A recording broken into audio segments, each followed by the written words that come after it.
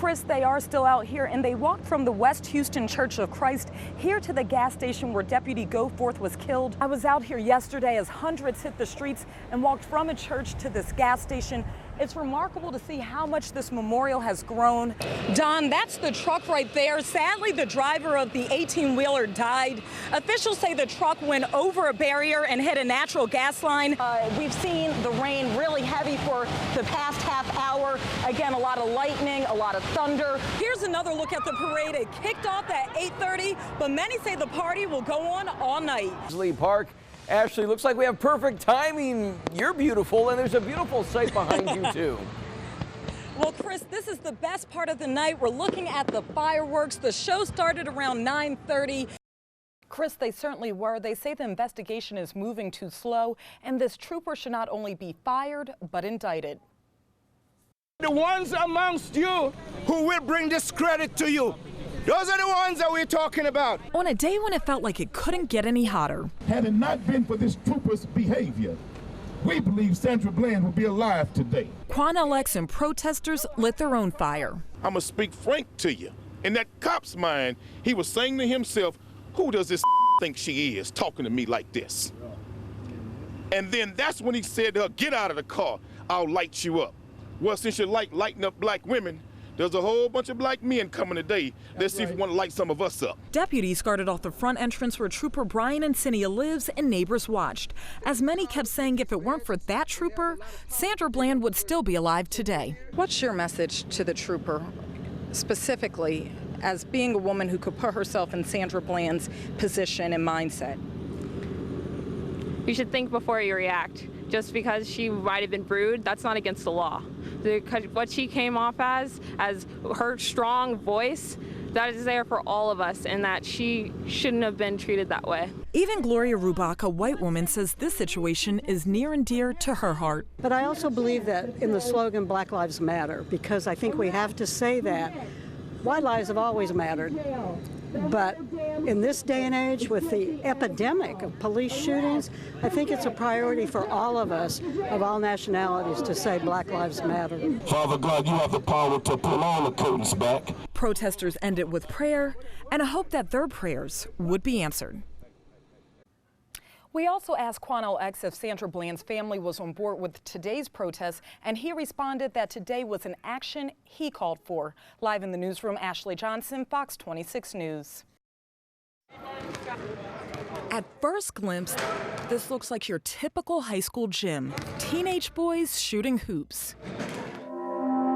And like all kids, most of their day is spent in class. But take a closer look. These aren't school uniforms, these are county jumpsuits for juveniles. This gym is the Harris County Youth Village. I was being very defiant at home. I wasn't listening to my mom. I was staying out past curfew. Just wasn't following rules and directives at all. The kids can't be identified, so let's just call him Joe. He's been here for 2 months. When I first got here, I started off kind of rocky. I wasn't willing to open up and accept the program. And now that I've been in the program, I'm doing wonderful. It's not what you might expect for a juvenile detention center, where crimes range from shoplifting to attempted murder. On the outside, it looks like a resort. Pretty flowers, palm trees, and a lakeside view. On the inside, discipline, strict rules, and locked doors. For these kids, this is their last resort. These are the kids who are begging for society to get to understand them, and to give them a chance to trust them. Yes, they're not perfect, okay, but none of us are. But we're trying to help them to understand if they continue to work hard, they can turn their life around. Loretta Tigner is one extremely dedicated superintendent. She works with most of these kids for 4 months. What makes you scratch your head at night? What causes sleepless nights? Thinking at times that we're not creative enough.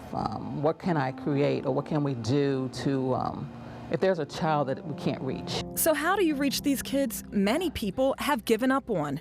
The program focuses on getting them GEDs, making a plan for their future, and getting to the root of the problem. What do you suggest after they leave here so that they stay on the path to success and not fall back into the system? One thing that's really important, and they learn this through a variety of different therapies that they're in, is to identify a support system that's positive.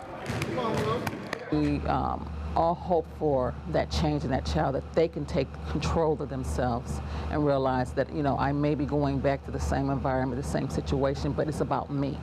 It's about me changing my life and focusing on what I need to change to be a different person. Joe says he's working on being that better person so he doesn't have to come back to his last resort. I miss my family most, and the program just give you time to think about the things that you're missing, what you don't cherish. Ashley Johnson, Fox 26 News. No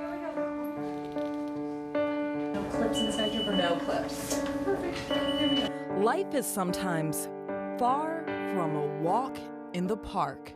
Miss Johnson, you doing okay? That extra state savings will go. In order to live in the present, Ashley Johnson, Fox 26 News. You have to confront your past. It all started when I was 12, diagnosed with a condition called AVM, arteriovenous malformation, an abnormal connection between my arteries and veins. It's something we're born with, most AVMs. It's a birthmark. Many of us don't know we have it, but they can cause either seizures or brain hemorrhages. Despite that dire prognosis, doctors decided not to operate. But several years later, when I was 23, the condition worsened. Here's the evidence. Look closely. That dark mark you see is my brain hemorrhaging. The result, a stifling headache, too much to bear. I couldn't even walk. Yours was probably much more difficult because you had a hemorrhage, which is out of the blue, you're sick, you're in the hospital a long time.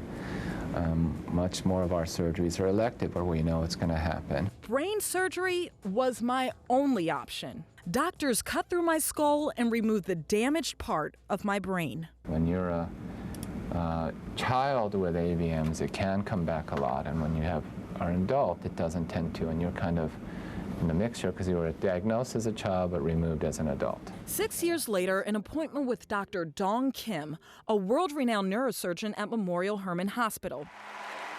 He's the man who saved Congresswoman Gabby Giffords. So there's two questions that we're dealing with for you, Ashley, as you know. One is there any evidence that your AVM has come back? And do we need to worry about that? And then the other is, are you having some fluid buildup in your brain? Face it for me. Questions that could come with some very scary answers. Okay. X-rays can provide some answers. Yeah, see. The big test, an MRI. Doctors recommend one every 5 years after neurosurgery, and now it's time for my checkup. Ultimately, we want patients to be better off. Just like you had 2 hemorrhages, and after surgery, now you don't have to worry about it anymore. That was the answer to my prayers. Some patients suffer from chronic headaches, strokes, or seizures. Many times, life after brain surgery is an emotional roller coaster. Sometimes patients need a little help, and we'll set them up with a therapist because you can go through depression very easily, kind of a post-traumatic situation, and you just have to be aware of that. But if the brain is functioning well, the emotional parts can catch on, and getting back to a normal life is the best thing. All right. Okay.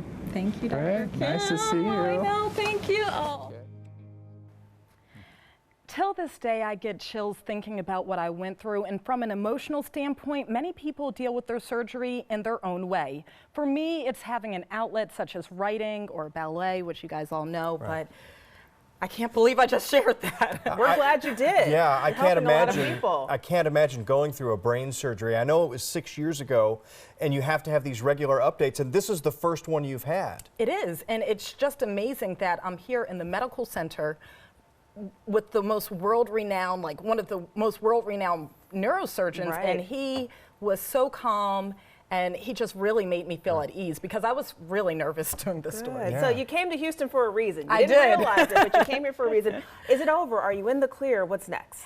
The good part is they can't rule it out 100%. And like he said, my case is very tricky because I was diagnosed as a child, but I had it removed as an adult. So if you're diagnosed as a child, there's a good chance it could come back. But if you have it removed as an adult, you're pretty much in the clear. So I will continue to get my checkups, but for the most part, I am thanking God that I'm okay.